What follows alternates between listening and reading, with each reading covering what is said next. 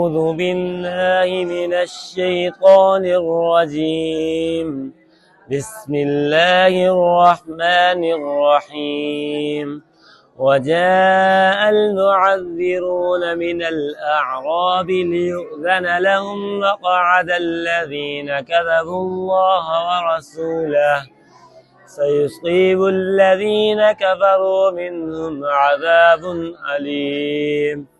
ليس على الضعفاء ولا على المرضى ولا على الذين لا يجدون ما ينفقون حرج إذا نصحوا لله ورسوله ما على المحسنين من سبيل والله غفور رحيم.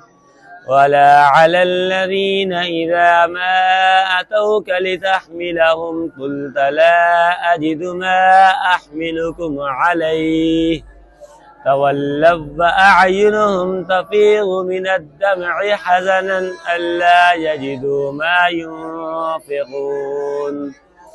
إنما السبيل على الذين يستأذنونك وهم أغنياء رضوا بأن يكونوا مع الخوالف وطبع الله على قلوبهم فهم لا يعلمون.